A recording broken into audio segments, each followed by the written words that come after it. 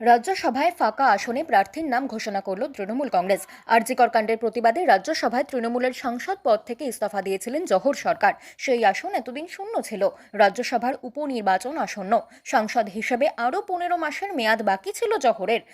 সংসদের উচ্চ কক্ষে সেই শূন্য আসনে এবার ঋতব্রত বন্দ্যোপাধ্যায়কে প্রার্থী করল রাজ্যের শাসক দল। শনিবার সমাজ মাধ্যমে সেই ঘোষণা করা হয়েছে।